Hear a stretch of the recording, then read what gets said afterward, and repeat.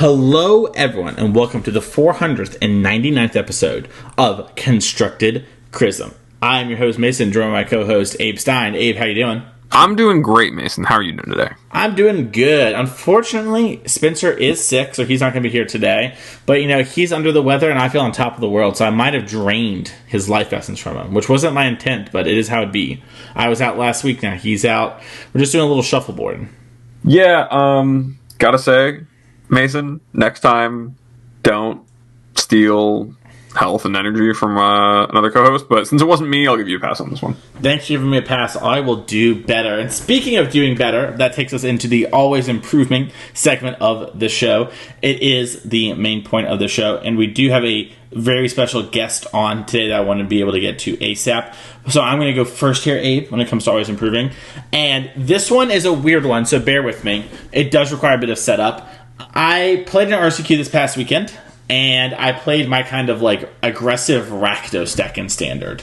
I've tweeted about it a little bit. It's basically like if you think about Abzan aggro under a current lens, that's kind of what this deck is it's taking the aggressive things of Rakdos and having some of the grind elements to it still, but taking a much more aggressive slant. So the big differences are there's like no Appraisers, no Carnosaurs, no other like Cruelty of Gix cards, and instead I have like a bunch of Shieldreds, like 4 Archfiend of Drosses and 4 NTs. And I am much lower to the ground, and I am trying to kill you. I am not trying to trade cards. I can trade cards, but I'm trying to get it over with. And I'm playing against blue-white control in the top 4. And this is a matchup I'm not super happy with. It was one of the reasons I didn't play the deck at the 75k, because I love the deck. I liked playing blue-white. I think it was a really good choice for the weekend. I think it was a great deck. But I really love playing my Rakdos deck. And I regret a little bit not taking a chance with everything going into the 75k. And I think I let the, dollar value kind of sway me there, which is an always improving moment in and of itself, right? But I decided to play it for my local thing. I want to have a chance to play with it in paper. I've been playing it on Arena. I love it. And I'm in game 2, down a game versus blue-white control. And my big innovation, Abe, to figure out the matchup, the thing that I felt helped solved it, was Mob Nixilis, the one from Streets of New Capenna, which has Casualty. And that was the big part of it, was that I could create 2 Planeswalkers for 1 card. So it allowed me to get under a counterspell and then make a play into counter mana or into the Wrath turn, and they sort of would have less effectiveness on their Wrath because, my deck was playing into Wrath really hard, and Liliana the Veil was not actually doing that much against them, so I just put 4 Obnixilises in my sideboard and was like, let's go. And on turn 2, I play Deep Cavern Bat because I'm a Lucker Dog on the play. I take their Temporary Lockdown. I see they have a Sunfall. And I need some land drops, so I play an NT on 2. And I'm just kind of bashing with this Bat and this NT. Their mana isn't really coming together. And the turn where it would be their turn 5, they play an Anchorage. So I dodge the Sunfall, right? And it's like, whew, that's huge. Draw for turn, discard a land, and I flip it Obnixilis. And my opponent's at, I think 6-ish, 7-ish life, something like that. And I have this big bat that has a temporary lockdown under it, right? And they have these anchorages, and it's a 4-4 bat, and I have a 2-2 NT, I believe. Maybe it was a 3-3 bat, I can't quite remember. But regardless, I have a big bat and an NT, and I'm trying to decide what do I do on this turn. Because I know the Sunfall's coming, and so I know I need to play this Obnixilis, but if I sacrifice the bat, I give them the temporary lockdown, right? And now the Sunfall will be hanging over my head, where if I sacrifice the NT, I, force them to Sunfall, and then they get temporary lockdown as their thing. And what I decide is that I think that the way that I'm most likely to lose is by making an Omnixilis that doesn't threat to ultimate them soon enough. And I think that there's a chance that by making this play, I maybe open myself up to, Memory Deluge into a Get Lost plus a Wandering Emperor, and they might be able to, save enough life and apply enough pressure and actually hold the Wrath. And so I decide to sacrifice my big bat, because if I'm going to be playing into this sort of line, I should make the biggest Obnixilis that I can, so that, I can threaten ultimating. And if they don't have a Get Lost type line, then this, is probably the best for me either way, because if they play Temporary Lockdown, it's not even clear to me that that's that good, tying up their 5 mana on a future turn. And I made the play and ended up winning thanks to Obnixilis and won game 3 and kind of a crazy game as well. But the big point was sort of really taking some time to not just snap sacrifice the NT, which I think a lot of people would do. You know, they would just be like, hey, I'm going to sack the NT, force you to use your Sunfall. And whether I got to play right or wrong still is a little unclear to me. But I like that I, like, really took the time to, like, really think through it all. I think that's, like, a good, always improving moment of, like, does it even make sense for, like, a lot of people to even think about sacrificing the bat, right? Like, the bat is removing one of these answers. It's such a powerful card. It's so big in the analogy I gave, or the story I gave, right? And it is just important to, I think, stop and be like, okay, this is maybe breaking some normal heuristics, but, like, I think this is the right play. And I think it beats the most things when I think about it logically, even though it looks like it wouldn't. Yeah, I mean, I think that's huge. Anytime that you, like, correctly identify that you're at a very important decision point in the game and start thinking about the bigger context of it, like, I'm sure we would both agree that upwards of 80% of the plays we regret making are ones where we wish we would have done that. And so, you know, it's always good to pat yourself on the back for the times that you do that and to like stay in the habit of it, and also to even know your deck well enough to know that that's right the junction you're at. I think that's like kind of one of the things that doesn't get talked about a lot, is like where the value is in really knowing your deck and what that's like, and being able to answer questions like that, especially in a format like Standard, which changes so much and, like, you know, doesn't really stay still for long by design. It's just really really dope to get that value, especially out of a deck that, you know, like you said, to your own credit, a bit of you like your own pet deck, your own build, kind of flexing what it is you know about it there. Super good. Thanks. What about your always improving moment? Yeah, so my always improving moment this week has been allowing myself to, like, unplug from competitive Magic for a week or two and really taking time to reflect on everything, like process and everything, just about like the experience of the Pro Tour I just played. I think that's something that I've done a poor job of in the past and could do better, is like when I have an event that I spend a lot of time working on or thinking about, it's really, really tempting to just move on to the next thing and keep moving at that pace of, like, you know, the next result is what matters. You know, you put in all this time, like, you know, what's the next Pioneer event I can play? Like, you know, there's an SCG that's within driving distance of me literally this weekend that I'm probably not going to go play. Like, but I could have just sent my energy straight into, you know, understanding how Modern's changed the RC or whatever. But no, I've been taking time to, like, really sit with, like, the process and take some time away so that when I actually do look back at, you know, the decks that won, what I felt about, like, the deck we played, now that some of the data's out, people have crunched the numbers on it, like, really reflecting on how prepared I was and if that's where I really wanted to be and how I feel about all of it, after giving myself some time to be removed from it. That's something I haven't really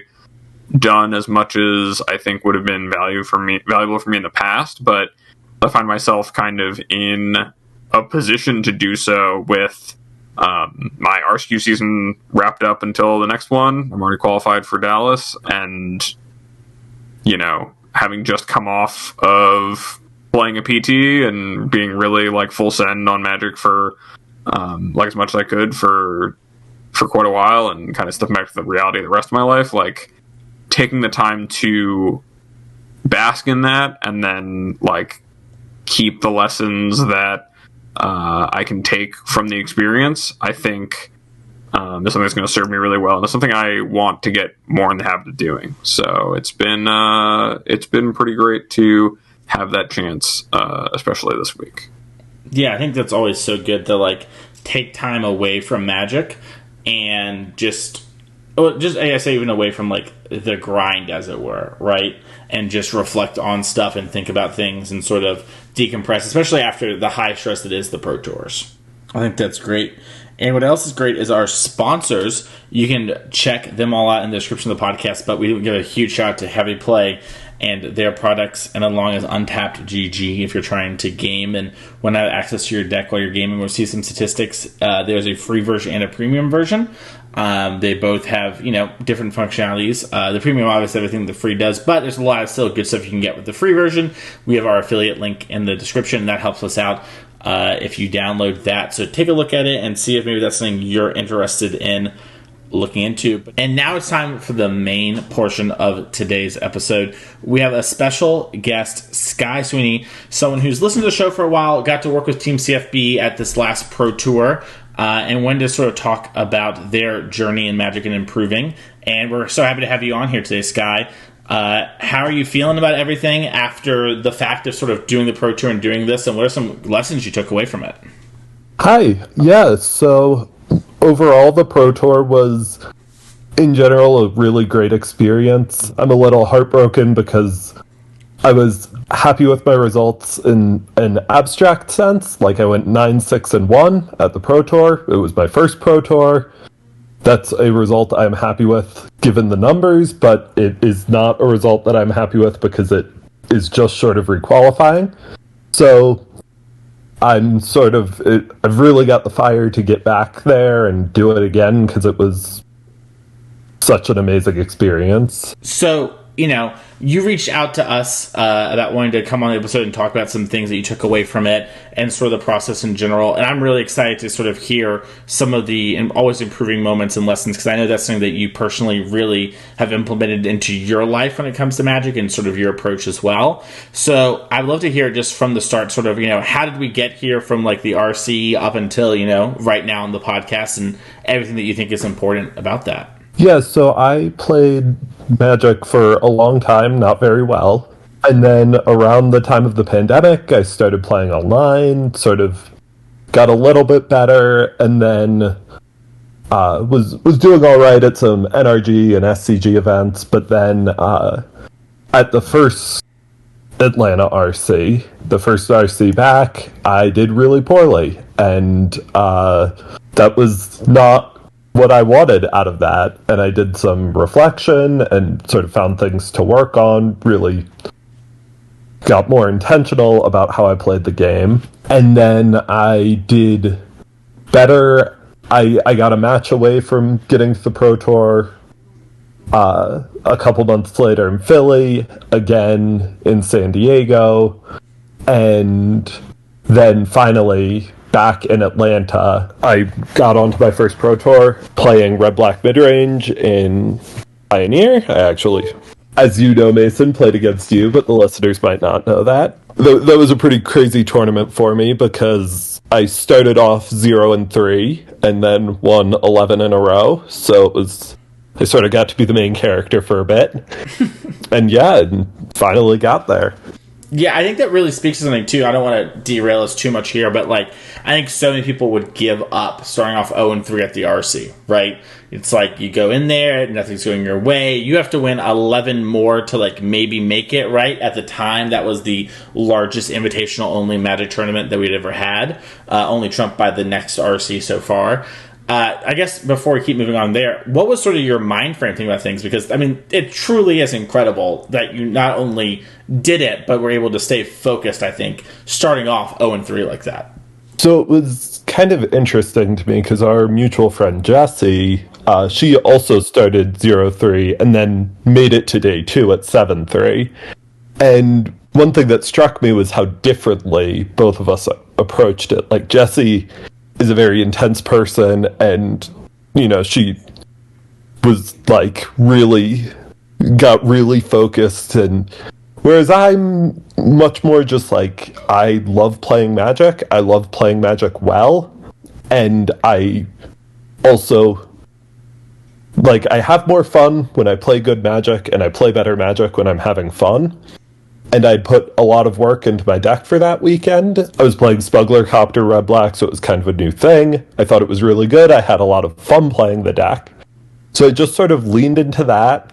I was like, hey, well, I want to keep winning so that I can, keep playing my deck because I'm having a great time.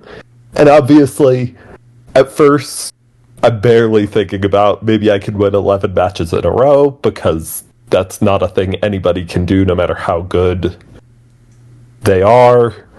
But then, it sort of starts to creep into my head once I've like made day 2 and I'm 7-3. It's suddenly like, wow, this is less than 5-0ing a league, which is a thing that people do. So, but it was really just sort of focusing on the positives and like having fun in my matches. I played a lot of really close, interesting matches against friends of mine, which was unfortunate because that meant I was knocking them out of the tournament, but I was just having a good time. And then by the end, the nerves are really getting to me, but I'm so just in the rhythm of having fun. And really, this is a thing that Simon Nielsen is somebody who I have talked to him a couple times, but I don't really know him. But this is something I really admire about him, is just how much he leans into having fun while being arguably, or maybe inarguably, the best player in the world. So you qualify for Pro Tour Chicago back in Atlanta. You did the incredible run. I mean, beating Mason Clark, wow, what an accomplishment, let alone making the Pro Tour. I mean, come on. So, you do that, and sort of what was the process like? Because, you end up working with Team CFB, so, like, what did you learn in that time, and what was it like working with them, etc., going through it all? Yes, so I'm, like, personal friends with Sam Pardee, and then Logan Nettles was also in the Discord where I did my testing for the RC. And so the two of them sort of, once I made the Pro Tour, like, reached out to me and were like, hey, would you be interested in being on our Pro Tour team? And, hard to say no to that group. So at first, it's an interesting group because it's a lot of people who don't really play a lot of Magic day to day outside of leading up to the Pro Tour. A lot of them do play a lot of Magic, but a lot of them will sort of not be paying attention to formats or whatever. So in the lead up, there's sort of this period on Discord where people are kind of beginning to get up to speed, like some people catching up on the format, some people working on pet deck ideas that they have. Like, I put a fair amount of work into a Grixis Transmogrify deck, just sort of thinking about the different things that could be good in the format. And then once the new set dropped, which was about 2 weeks before the event, suddenly everything kicked into high gear because we had the limited format to work on, and we had the full card pool for Pioneer. For most of that time, I was basically like, I'm going to experiment around, try some different things, but I knew I had Is It Phoenix as an exceptionally good deck. In my opinion, like, we had the best deck for exactly the Pro Tour, I think, but like, if I had to win a tournament this weekend, I would play Is It Phoenix with main deck Ashiok. And once that 2-week period kicked in, suddenly everything was in high gear. We did about a week of really intense online testing, and then we went to the house, the testing house in Chicago, that was really where I was just sort of stunned by the experience. I've told this to everyone who's asked about it. Every single person on that team is better than I expected them to be, and I expected them to be very, very good. And being surrounded by that, I really felt the need to push myself. Like, it sounds silly, but when Reed Duke is sitting across the table from you and wants help preparing for the Pro Tour, you're gonna do that combat math really carefully and make sure that you've got it right. And just being surrounded by that, I'm somebody who learns really well from imitation. Like, I don't need somebody to directly explain a thing to me. I just need something that I can look at that's successful, and then I can figure out how to emulate that success. And so this was the perfect experience for me, because the big thing that stands out to me is how little exceptional things you have to do to win a game of Magic or to even be exceptional at Magic. That so much of the game is just about fundamentals. And so, like, this comes up a lot in Limited, right? Where it's just, like, attacking and blocking better than your opponents. And a lot of people think they know how to attack and block and do combat math, but then you play against people like Reed Duke or Gabe Nassif, and you realize they know it better than most people, and that there's so much to do there. So, like, you see it there in Limited, but then even in Constructed, the experience there was a mix of, like, we have this sort of crazy deck, which started out a little crazier than it ended up. I can talk about that in a bit, but a lot of the details of our deck were about doing the straightforward thing. Like, everybody besides Seth, besides the champ, or almost everybody besides Seth, played 4 Dusk Legion Zealots in our deck. And the reasoning for that was just like, this isn't a exciting card, it's not going to blow anybody away, but it's just a piece that makes the deck run better. It helps you find your Sorin Vainripper more, it makes Sorin better when you don't have it. It's got a colorless pip in it, which works with all the Mutavaults in the deck. It crews Smuggler's Copter, it just, like, does a bunch of things. Or, like, in the sideboard, we just played 4 Leyline of the Voids and 3 Damping Spheres, because Leyline of the Void was the card that worked against Phoenix, and Damping Sphere was the card that worked against Lotus, and not trying to get fancy or, like, you know, oh, maybe we'll play Go Blank because it's better against this other matchup. Just sort of really sticking to the fundamentals when you're not doing something spicy, like the core idea of the deck. Really, it was really clear to me how much of the success of that group has just come from doing the basics better than anybody else. Yeah, I really love that, because I think that's something we talk about here on the show. And Abe, I know we've done a lot of episodes together, and, you know, your time on the show about, like, the fundamentals and, like, attacking and blocking and working on, like, that kind of stuff and how important it is. So, one, I think it's really, you know, affirming to kind of hear, like, yeah, that is, like, a big part of it, right? Like, the difference between Reed Duke and you is lots of things, but a big part of it is the fact that, you know, Reed Duke doesn't miss those little things, right?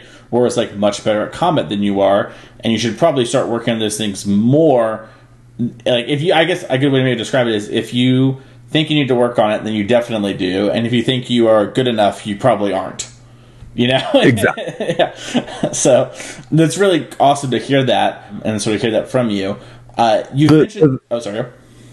I was just going to say, the other thing that stands out to me about Reed, and all of them, but Reed in particular, is the way that he just takes nothing for granted in a game of Magic. Like, there's this story I think about a lot of, I'm playing against him, and this was in the week before we got to the house, so it's online, and he's streaming his perspective, and I'm playing, I think, just red-black mid-range, and he's playing a mono-green Devotion brew that we were working on.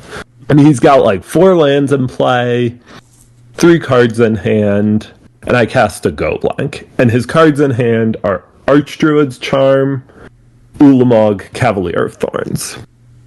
And so, like, usually, in that spot, I would be like, well, do I want to, like, keep the Charm or the Cavalier? Probably decide on the Cavalier, because that way, like, any land is a great draw for me.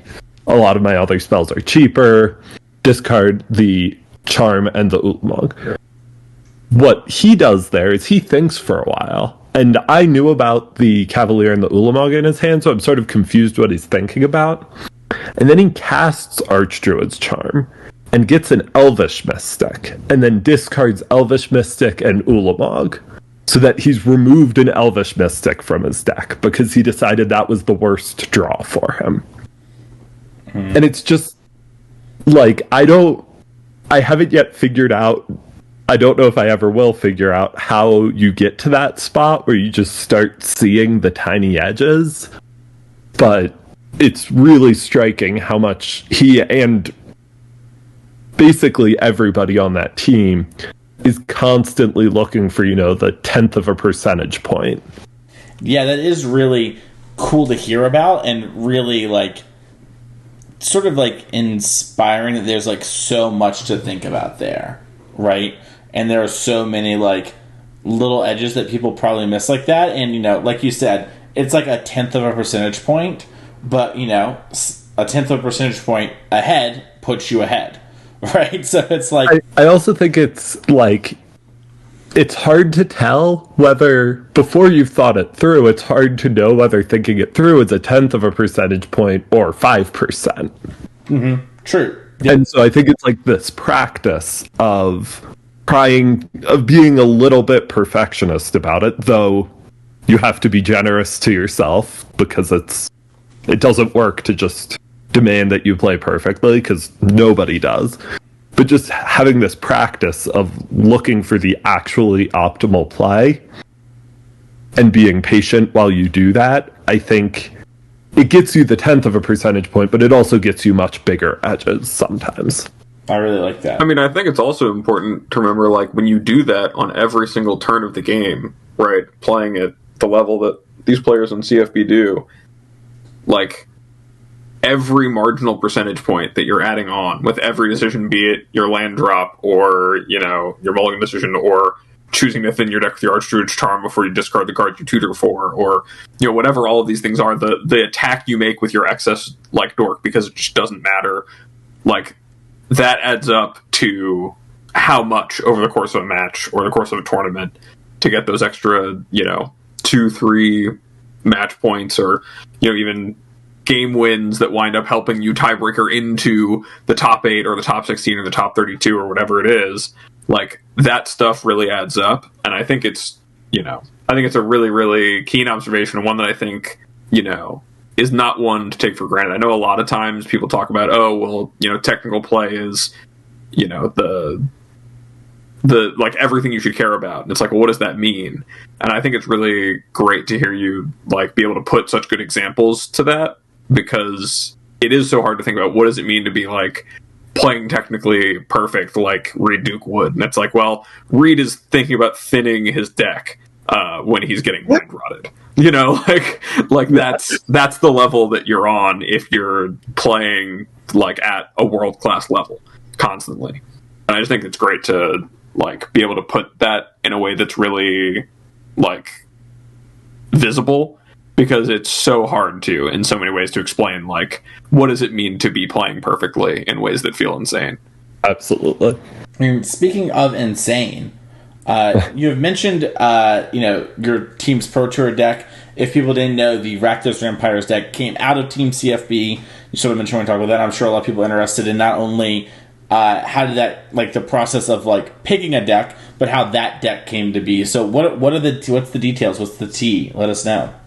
Sure, yeah. So I'll tell the story a little bit from sort of my personal perspective, because I am somebody who really enjoys deck building, and I'd been messing around with a bunch of different things, and at the Denver RC, there was a I went to a Super Bowl party with a bunch of Magic players, and I was talking to Dave Shields there, and I was saying to him, yeah, I've got my first Pro Tour in a couple weeks. I don't know what I'm going to play. And he's if it was tomorrow, what would you play? I immediately answered, is it Phoenix? It was cool, just lock it in. So obviously I did that, and I played Phoenix. No. But for me, that was a really important part of the process, because it was I realized that playing Phoenix wasn't admitting defeat or anything. It was just the reason I knew I wanted to play Phoenix is I think the deck is really good, and the Pro Tour showed the deck to be really, really good. So it made me feel a lot more secure and let me focus on Limited a little more. But while I'm doing that, one member of CFB who isn't always there this time was Paul Rietzel, who's sort of an old school Hall of Fame player. I think he used his Hall of Fame invite for this one. I assume that's how he qualified. But he was messing around with different decks, and the Rakdos Vampires deck that that the world saw was basically nothing like the Vampires deck that he first started playing. The first draft didn't even have 4 Vein Rippers in it. It was a mono black aggro deck, basically, with like Ichor Drinkers and the 2/4 that doubles Life Lost Bloodletter of Aclazats. Just like a bunch of very questionable cards in it. And that was the version of the deck that we were all working on. When I was leaving to go to Chicago a week before the event on Sunday, which is like 4 days before decks are due, I remember packing 10 nice swamps because that's what was in the mana base at the time. So we had this like really scrappy aggro deck. And then when I get to Chicago, we're working on the deck. The deck is promising. It's sort of that and the Mono Green Devotion deck that I mentioned are sort of the only 2 non-stock decks anybody's still considering. I think I'm about a coin flip between Vampires and Phoenix at that point. And I watched some people play, which is a great part of the testing experience of like being in the house, is like, if you need to take a little brain break because you've been playing Magic for 8 hours, you can just go watch, the cousins Reed Duke and Logan Nettles battle it out, right? And like, you can still learn things even while you're letting your brain rest a bit. And I forget what matchup we were watching, but it was some matchup where Knight of the Ebon Legion had to be a clock. But the problem is you have to pay 3 mana to make Knight of the Ebon Legion do anything. I was just like, I don't want to play that card at the Pro Tour. And Theo Young, who also worked with CFB, we were the 2 people new to the team. We went out to get lunch, and we were talking there, and just sort of got to this point where it was like, we got to play games with Blood Tithe Harvester in our deck. It's so much better than Knight of the Ebon Legion and Ichor Drinker, which featured in these mono black builds. And so we come back from lunch, and I go up to Reed, and I just say to him, like, hey, I feel like we're not doing our due diligence if somebody doesn't play games with red mana in our deck. So I played a set against, I think my first set was against Theo. It might have been against Brent Voss, who was also an early adopter of the Splash. And like, one of the early games, I just have this hand of all cards in the mono black deck. And it's like a good hand. It's got a nice curve. And my first draw step is Fable of the Mirror Breaker. I was just like, I cannot go back. This feels so good. So I sort of, on vibes, got onto the Rakdos deck really quickly. A couple other people sort of locked in on Rakdos early. There's sort of an interesting side note where there were actually some other builds of Sorin Vein Ripper that were really promising, but about 2 days before the event, we had this moment. I guess it was really, or 2 days before decklist submission, we had this moment where we've got like several different versions of the deck. And there was still a large part of the team who wanted to keep working on mono black. So we sort of had to decide how to allocate our resources. And the red-black version was more similar to the mono-black version than some of these other things we were working on. So we decided to stick with that. And then it was sort of this slow process of people coming over to the Rakdos side of just like playing the better cards with the worst mana base. And ultimately, of the 15 people on our team, 3 people who were deck specialists played the decks they were specialized in. Well, Nassif played blue-black control, which if anybody's a specialist of that deck, it's Nassif. Logan Nettles, aka Jabberwocky, played Sack, and then Pascal Viren played Phoenix, and he's just sort of a master at Izzet decks. and also Magic in general. And then the rest of us played vampires, and everybody but Paul Rietzel played red-black in the end, though there were a lot of people who were not sure right up until the end. And but ultimately sort of the team just settled on playing the better cards, and the people who were thinking about playing non-vampires decks were also willing to get on board when it didn't involve playing bad one-drops from forgotten standard formats. Awesome.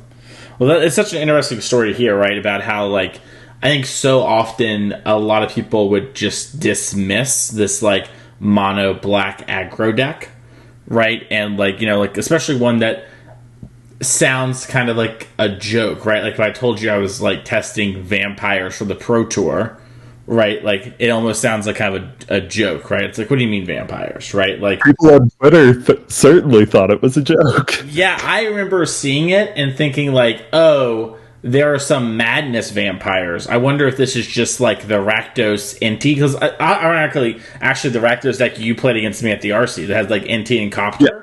And I was like, oh, I bet there's some weird madness creature that's really good in that deck. And Cover's just calling this Rakdos vampires just to, like, squeeze some clickbait. Like, unironically, that's what I remember thinking.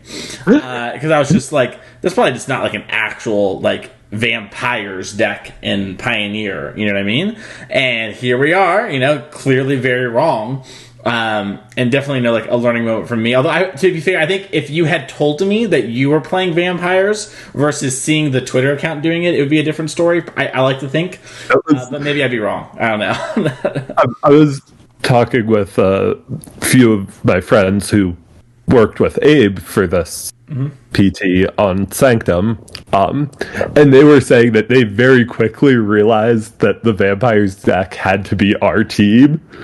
And I think that's the key to not saying stupid things on Twitter that get you quote tweeted by LSV, is you just realize who's playing the deck. And then, you know, and CFB has played some bad decks in the past, but once, you know, it's worth just waiting and seeing. Yeah, you're going to have some blue-green cards, you're going to have some Rakdos vampires, you know? It's part of the process. Well, that was super interesting to hear about, and I'm really glad we kind of got to, like, have that, you know, behind-the-scenes story about it. What do you think was, like, your biggest takeaway from working with CFB outside of just, like, the fundamental thing that you mentioned? And then the follow-up question to that is, what's the thing that you go back and do again that you wish you would have done? So, the biggest takeaway for me... Well, so, like, it's twofold. One is the sort of focusing on the fundamentals and patiently pushing myself to play as well as I can through games. But I've already talked about that. The other thing is honestly, like, a really big confidence boost to myself, which, like, you know, there are many ways in which I'm sure I'm more confident than I should be, but, like, getting to work with that team and getting to really contribute, like, you know, I'm not sure how much I brought to Limited. I didn't do terribly in our in-house drafts, but I'm no Sam Pardee or LSV or, you know, they've got a lot of the best Limited players to ever touch a Magic card on that team. So while I was learning a lot there, I did feel like I brought a lot to construct it. And then that combined with the experience of playing the Pro Tour itself, where, you know, 2 match points short, less than a win, short of requalifying, but it really made me feel like I belonged in that. I don't know if I belong on CFB, but I do feel like I belong in that sort of relatively elite tier of players, and that I can trust myself, because it's really crazy to me to think that, I don't know, maybe somebody else would have put their foot down and said, I'm playing with Blood Tithe Harvester, but, like, maybe you beat me in Atlanta and the dominoes all fall and people register Ichor Drinker at the Pro Tour, and then, you know, the mono black deck wasn't bad, maybe it still would have been good, who knows, but just having a sense of the impact that, like, that work I do can have, that if I put my head down and I really focus and sort of try and bring everything I can to it, that like these things that I think of as outside of my control, or like, you know, it's funny because everybody's just like, well, of course the vampires deck is Rakdos, right? Like that's the discourse. But like, I want to be like, you don't know how many Hall of Famers argued with each other for hours about whether or not vampires was Rakdos, right? Like, and part of what made it dicey was the more experienced Hall of Fame contingent of CFB were less eager to add a color to the deck, which I'm sure comes from good experience, but it's hard to stick to your guns when, you know, Reed Duke and, you know, Paul Rietzel and Gab Nassif are all like, I don't know about adding a color. Sure. Yeah. Yeah, it's hard to imagine coming out of an experience like going out to lunch, coming back, and telling all of Team CFB that we're being ridiculous for not playing certain cards in our deck, sitting down at the testing table, playing those cards, and then ultimately, like, you know, 2 days later, having the entire team agree with what you came back and decided like had to be true. Like, that's hard not to come out of it feeling more confident yourself, right? Like that alone took an amount of confidence, and like I think says a lot to the culture of their team to even have included you to make you feel comfortable to be in that position in the first place, right? Like you're literally sitting in a team that used to call themselves the Pantheon, right? Like yeah, I mean, I honestly believe that a huge part of CFB's long-term success is cultural. Like, I mentioned I'm like personal friends with Sam, but didn't really know anybody else on the team very well. I had a conversation with a couple of the people, and Sam came late to the testing house, so he wasn't there, and I was like really nervous when I showed up, and I like walk in, and Reed and Gab are arguing about something, and I'm like, I'm in so far over my head. But they just, like, I mean, they would always listen when I had something to say, even about, like, Limited. Like, if I contributed anything to Limited, it is specifically the card Repulsive Mutation. I think I got people to look at that card as like an exciting card to put in your deck instead of just like well, I guess if I'm blue-green I'll play it. But like, you know, even in Limited where I don't really know, or relative to them I don't know what I'm talking about, like they'd always hear me out, and they were just incredibly welcoming. And I kind of decided when I decided to work with CFB instead of with Sanctum, where I have a bunch of friends, I feel much more comfortable. I told myself that, you know, I never want to take playing the Pro Tour for granted, so this might be the only time I ever get to do it, and I'm not going to let imposter syndrome ruin it. Like, they decided they wanted me on the team, which means that they want to hear what I have to say, and that they think I bring something of value to the team. Otherwise, like, you know, just because I'm friends with someone on the team, that's not enough, right? Like they believed in me, and if they believe in me, who am I to disagree? So yeah, it certainly was like it certainly did take some confidence to go. And I mean, I wasn't the first person to think about playing red cards, and I wasn't even saying like it's definitely right. I was just saying like it would be negligent to not test it. But while that did take a lot of confidence, I think part of why CFB has been able to break it, why they've had Eldrazi and, you know, vampires and all the other great decks that they've, you know, like Mono Blue Devotion back in Standard, all of that, I think a lot of that comes from a culture where they encourage people, even people with shorter resumes, to speak up and, like, speak their mind.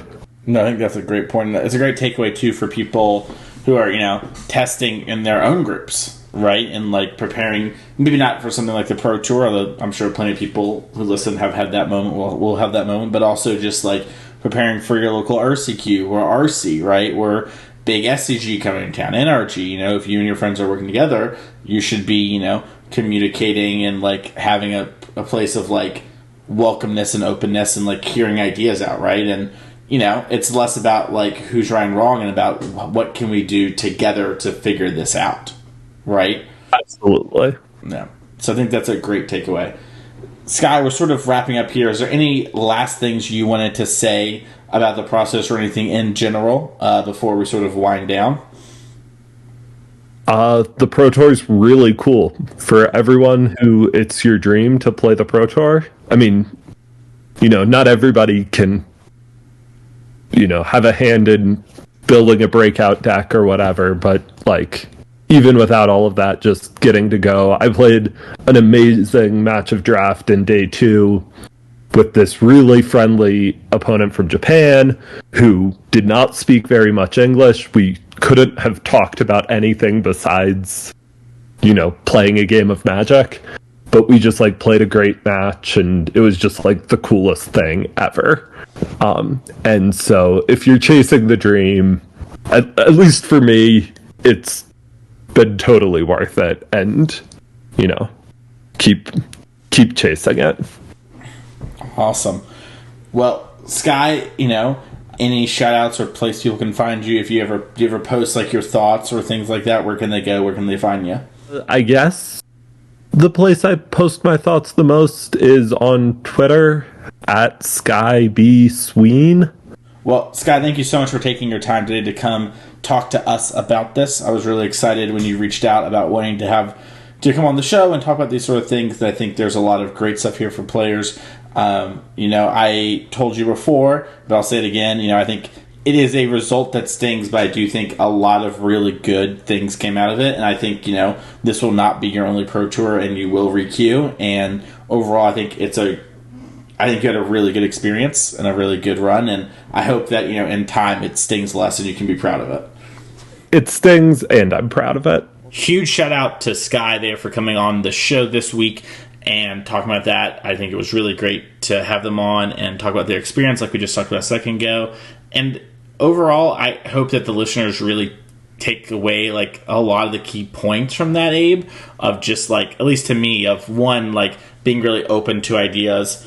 2, you know, you can always learn from people, you know, whether that's Reed Duke or in this case Sky, right? Like, you know, Reed talking to Sky and wanting to know their opinion about stuff, I think is, you know, really telling. And I hope listeners really take that, you know, mindset and reflect on it. You know, we've had a lot of guests on after the Pro Tour, right? Like we had Reed on about a year ago now, actually, when, you know, he won. We had Nathan on when he won. And I think we often have those players, but, you know, Sky is someone who is done really well, competed, is improving their game a bunch and working with these high caliber players. You know, because Sky is really good and has a good process as well. Like, you know, Sky mentions being friends with Sam or whatever, you know, kind of got them on the team, but I don't think Sam would recommend Sky if Sam didn't think Sky was going to, you know, be a good member for the team, right? Yeah, I mean, it's important to remember everyone on Channel Fireball has friends. You know what I mean? Like, Sam's not the only one, and Sky is certainly probably not the only friend who. I mean, I was in the room, like, you know, people know a lot of people, and you know, especially, it should be no secret to a listener of the show or anyone who knows me that I am a huge advocate for and a big lover of the local Maryland Magic scene. And seeing Sky, someone who, you know, actually recently moved away from Maryland, but was like a regular in our RSQ season, and like. You know, I got to play a lot of really great matches against them as they kind of went on this journey of improvement they've been on for the last year. It's been really great to see them succeed, and I could tell, even just playing against them several times in the course of a few months, like seeing how much they're thinking about and continued to work on getting better, seeing that pay off and being in the position that they were for this Pro Tour. You know, I think it's a really eye-opening experience for listeners that it's not, if you commit yourself to it, you can achieve a lot of things that you didn't think were possible. Maybe not everyone's going to get to be on Team CFB, but, you know, that goal that you have in mind, you know, if you're willing to commit to it and really go after it without apology, you know, you can get really far. Abe, want to read our Patreon question for this week? Because one of the ways you can support the show is go to patreon.com and ask a question. Yeah, so this week's Patreon question comes from Austin. And it says, do you guys have any insight on how a testing house for the PT looks? Like, what goes into CFB coming up with a deck out of nowhere? I found it really impressive they came up with a new take on a deck when conventional wisdom had been the pioneer was, quote-unquote, solved. Austin, it was funny. We didn't even have a chance to review the Patreon questions before Sky had reached out to us to offer to do the interview we did, like a little peek behind the curtain there. Sky had kind of reached out, and then we were planning on looking over making the rest of the show when we saw this question. But yeah, I would say that this interview hopefully has all the answers you're looking for. And if not, I know Sky personally, I know Mason does too. If you have any additional questions on what that's like, I'm sure they wouldn't mind you giving them a reach out on Twitter and asking them, what that experience was like or any follow-ups you might have after that interview. So really want to, again, give a huge thanks to Sky for coming on and telling that story and, sharing that experience with us. But Mason, I don't know if you have anything to add. I just thought it was pretty funny to hit the nail on the head for that question about we deliver on these patron questions. You know what I mean? Mm-hmm. We go out of our way to make sure they get answered as best we can. Mm-hmm. No, I was planning to joke about how we got Sky just for Austin. But, like you said, kind of being cosmically lined up there. But yeah, I don't have much to really add. I think Sky really hit the nail on the head, literally working with Team CFB. I would say, if there's one thing to, take away from it, it's to challenge conventional wisdom. I think, Abe, you and I talk about this a lot, Magic players are so lazy.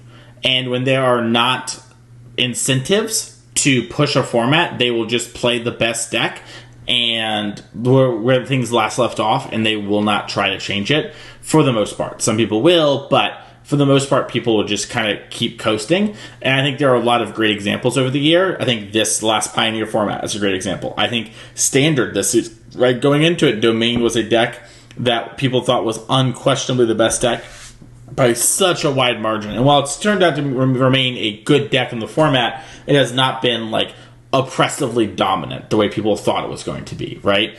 We've had the same thing happen with Modern at various points. And I think just when formats lack pressure, people will get into the rhythm of things, and people, maybe this is rude to me, they struggle to actually figure out how to solve these problems, and they can't. And then with little incentives, the players who know how to do it don't, and we end up in this vicious cycle.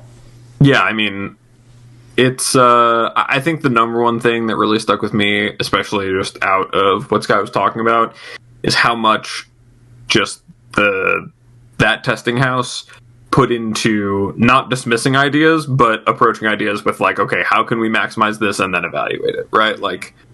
Let's build the best vampires deck we can and see if it's good. What are the ways we can do that? The fact there were